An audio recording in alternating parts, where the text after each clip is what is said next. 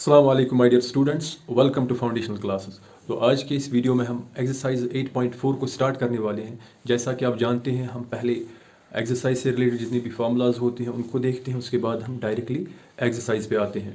यही अप्रोच आज भी रहेगा। हम पहले एक्सरसाइज से रिलेटेड जितनी भी फार्मूलाज हैं उनको देखेंगे, और यहाँ पर जो फार्मूलाज इस्तेमाल होती हैं उनको हम ट्राइगोनोमेट्रिक आइडेंटिटीज़ के नाम से जानते हैं, उनको हम ट्राइगोनोमेट्रिक आइडेंटिटीज़ बोलते हैं। लेकिन इस एक्सरसाइज को स्टार्ट करने से पहले मैं आपको ये बात भी बताते चलूँ कि ये जो एक्सरसाइज 8.4 है ये थोड़ा डिफरेंट है। अभी तक आपने जितनी भी एक्सरसाइजेस पढ़ी उनसे थोड़ा डिफरेंट है। अगर आपको फार्मूलाज अच्छे से याद नहीं रहेंगी तो आपके लिए ये एक्सरसाइज थोड़ा डिफ़िकल्ट लगेगी। वैसे डिफ़िकल्टी की कोई बात नहीं, यहाँ पर टफ़ होने की कोई बात नहीं है, लेकिन स्टूडेंट्स को लगता है कि ये थोड़ा टफ़ है। उसका रीज़न यही है कि ये जो एक्सरसाइज हैं, अभी तक आपने जितनी भी फार्मूलाज पढ़ी, आपने 8.1 पढ़ा, 8.3 पढ़ा, इन दो एक्सरसाइज से रिलेटेड जितनी भी फार्मूलाज हैं वो भी यहाँ पे इस्तेमाल होती हैं, और यहाँ पे इसकी जो अपनी फार्मूलाज हैं जो यहाँ पे बोर्ड पे लिखी हैं वो भी इस्तेमाल होती हैं।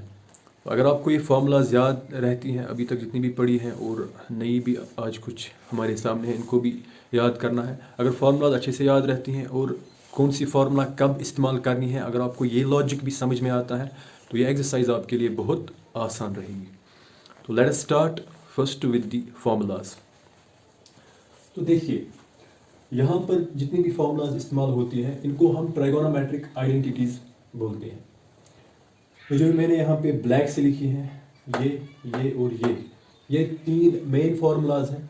फिर इससे और दो निकल के आती हैं, इससे और दो निकल के आती हैं, इससे और दो निकल के आती हैं। अब ये कैसे निकलते हैं वो तो आपको पता है। हम ये यहाँ पे इक्वेशन है, लेफ्ट हैंड साइड है, राइट हैंड साइड है। अगर हम चीज़ों को ट्रांसपोज करें, लेफ्ट हैंड साइड में ले जाए, राइट हैंड साइड में ले जाए, तो और कुछ फार्मूलाज बनती हैं।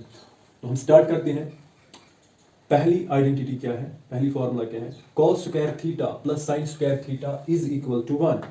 अब अगर मैं लेफ्ट हैंड साइड में cos square theta plus sine square theta है, अगर मैं cos स्क्वायर थीटा यही लेफ्ट हैंड साइड में ही रखूं, यहाँ राइट हैंड साइड में 1 है तो ये प्लस साइन स्क्वायर थीटा है, ये यहाँ पे आ जाएगा राइट हैंड साइड में, तो ये माइनस साइन स्क्वायर थीटा बनेगा। तो हमारी दूसरी फॉर्मूला क्या बन के आई? cos square theta is equal to 1 minus sine square theta.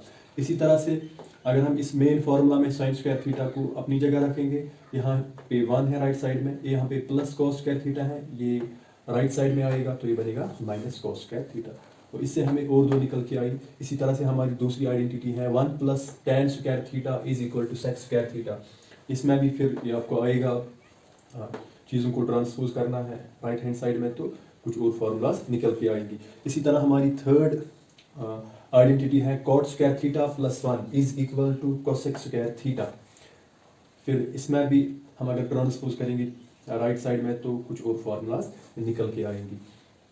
तो ये यहाँ पे कुछ मेन फार्मूलाज हैं जिनको हमने यहाँ पे इस्तेमाल करना ही करना है, और इसके अलावा अभी तक आपने जितनी भी फार्मूलाज पढ़ी हैं उनका भी इस्तेमाल होता है। हम डायरेक्टली एक्सरसाइज पे आएंगे, क्वेश्चन नंबर 1 पे आएंगे। तो हमारा क्वेश्चन नंबर 1 है यहाँ पे, question number 1 8.4, evaluate the trigonometric ratios sine A. Sorry, question number 1 है हमारे पास, एक्सप्रेस द ट्राइगोनोमेट्रिक रेशियोज। मैं शॉर्ट में लिखूंगा, यहाँ पे आपके पास बुक होगी तो आप बुक पे क्वेश्चन को देख सकते हो। यहाँ पे express the trigonometric ratios sine A. इसी तरह से हमारा है sec A and tan A in terms of cot A, in terms of cot A। हमारा पहला क्वेश्चन है, मैंने बोर्ड पे लिखा है, यहाँ पे TR मतलब ट्राइगोनोमेट्रिक रेशियोज, साइन पे एंगल A है, इस एंगल A का जो रेशियो है उसका हमें आंसर दिखाना है कॉट में। इसी तरह से सेक A का जो रेशियो है उसका हमें आंसर दिखाना है कॉट में, tan A का भी कॉट में। अब सर ये क्या बात हुई कि इन सब का हमें आंसर दिखाना है कॉट में? देखो, एग्जाम्पल में समझाने के लिए पहले दूंगा, उसके बाद हम सोल्यूशन पे आएंगे। अगर मैं आपसे बोलूं 8 को एक्सप्रेस करो 2 में, वैल्यू चेंज नहीं होना चाहिए लेकिन आपको 8 को एक्सप्रेस करना है 2 में, तो क्या मैं लिख सकता हूं 2 मल्टीप्लाइड बाई 2 मल्टीप्लाइड बाई 2। आपने कहा सही बात है सर, लिख सकते हैं 2 मल्टीप्लाइड बाई 2 मल्टीप्लाइड बाई 2 ये इक्वल टू 8 आता है।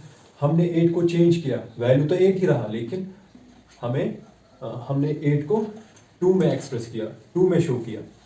इसी तरह से आप में से एक बच्चा उठा, वो चालाक बच्चा था, उसने बोला सर हम फिर से ऐसे भी लिख सकते हैं 2 + 2 + 2 + 2। मैंने बोला सही बात है, यहाँ पर भी आपने 8 को 2 में एक्सप्रेस किया। तो बच्चे ने बोला ये तो बहुत आसान है। मैंने बोला बस यही लॉजिक दिमाग में रखो, इसको भी हम इसी लॉजिक को हम यहाँ पे इस्तेमाल करेंगे तो हमें चीज़ें आसानी से समझ में आ जाएंगी कि हमें sin a को sec a को इसी तरह से tan a को cot a में कन्वर्ट करना है। तो देखिए कैसे करेंगे। हम पहले एक ट्रायंगल को लेते हैं, मैं लिखूंगा यहाँ पे let us consider at right angled triangle ABC। मैंने यहाँ पे एक ट्रायंगल लिया, राइट एंगल ट्रायंगल AB, ये मैंने यहाँ पे ट्रायंगल लिया ABC। बस पहला मैंने एक ट्रायंगल लिया ABC, राइट एंगल ट्रायंगल। अब हमारा सोल्यूशन स्टार्ट होता है।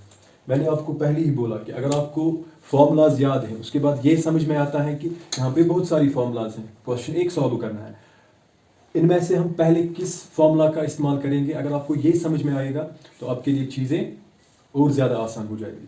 तो देखो पहली फॉर्मूला यहाँ पे हमें किस में इनको दिखाना है, cot a में। तो हम पहले इनमें से देखेंगे वो कौन सी मेन फॉर्मूला है जिसमें cot आता है। ये फॉर्मूला इसमें cot आता है, इसी में आता है। तो मैं लिखूंगा यहाँ पे एज वी नो दैट, हमें पता है, क्या पता है, शाबाश, क्या पता है, हमें पता है, हाँ, cot स्क्वायर a, क्योंकि यहाँ पे थीटा कुछ भी हो सकता है, यहाँ पे a है, cot square a + 1 is equal to cosec square a। मैं ऐसे भी लिख सकता हूँ cot स्क्वायर a,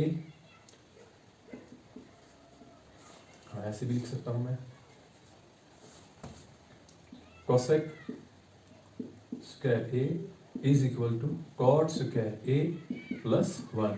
अब ये यहाँ पे स्क्वायर है, इसको अगर मैं ट्रांसपोज करूं राइट साइड में तो ये रूट बनेगा, cosec a is equal to root cot square a + 1। इसका स्क्वायर मैंने राइट साइड में ट्रांसपोज किया, वो बना रूट, और रूट इन दोनों पे आ जाएगा। ये मुझे किसकी वैल्यू निकली, कोसेक की, कोसेक a की। तो आपको पता है कोसेक किसके बराबर होता है, अगर नीचे कुछ नहीं होता है तो हम 1 को कंसिडर करते हैं, नीचे 1 ऑलरेडी होता है। अब यहाँ पे देखो कोसेक a, कोसेक किसके बराबर होता है, कोसेक साइन का उल्टा है, रेसिप्रोकल है। कोसेक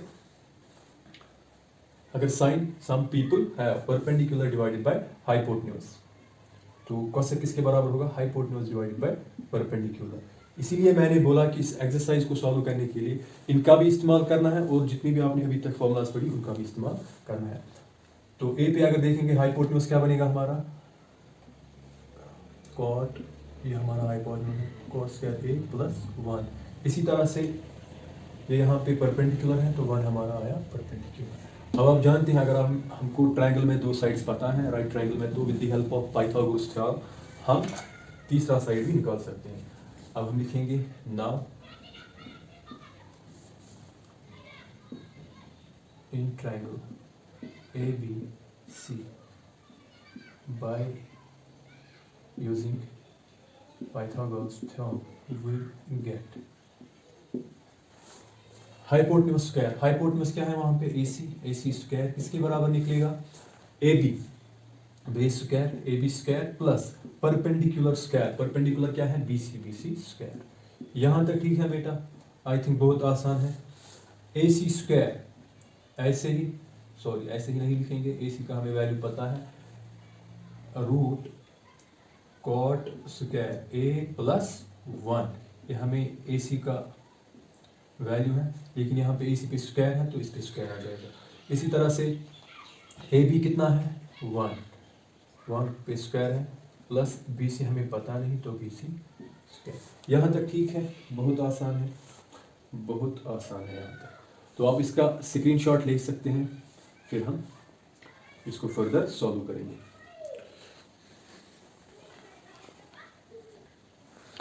तो चलिए, अब हमने लास्ट का स्टेप यहीं पे रखा ताकि आपको समझने में प्रॉब्लम ना हो। इसके बाद अगर हम सॉल्व करेंगे, ये रूट यहाँ पे स्क्वायर है कैंसिल हो जाएगा, तो ये निकल के आ जाएगा cot square A plus 1 is equal to 1 square 1 होता है प्लस बी सी स्क्वायर। इसके बाद कॉट स्क्वायर ए प्लस 1 ऐसे ही लिखेंगे, ये राइट साइड में प्लस 1 है, लेफ्ट साइड में आएगा तो माइनस 1 बनेगा। यहाँ बचा B C square, plus 1 minus 1 cancel, तो बी सी स्क्वायर किसके बराबर निकला? शाबाश, बी सी स्क्वायर हमें कॉट स्क्वायर ए के बराबर निकला। ये स्क्वायर है, यहाँ आ जाएगा रूट बनेगा, तो बी सी किसके बराबर निकलेगा? कॉट स्क्वायर ए रूट। अब स्क्वायर और रूट कैंसिल हो जाएगा, तो ये यहाँ से निकलेगा कॉट ए। बी सी किसके बराबर निकला? Cot A. अब हमें क्या क्या दिखाना था? हमें दिखाना था, आप अगर क्वेश्चन देखोगे, हमें दिखाना था क्वेश्चन में साइन ए, साइन ए ना, साइन ए किसके, साइन ए किसके बराबर निकलेगा? Perpendicular divided by hypotenuse. Perpendicular क्या है यहाँ पे? बी सी, हाइपोटेन्यूज क्या है? ए सी। बी सी कितना है? 1, hypotenuse root cot square A plus 1। तो साइन ए की वैल्यू हमें आई कॉट में, बस यही बोलना था हमें। इसी तरह से सेक ए, सेक ए किसके बराबर होता है? सेक कॉस का उल्टा होता है, cos black hair base by hypotenuse. Base यहाँ पे ए बी है, अगर हम ए पे देखेंगे तो हाइपोटेन्यूज अपना ही है ए सी, ए बी कॉट ए है।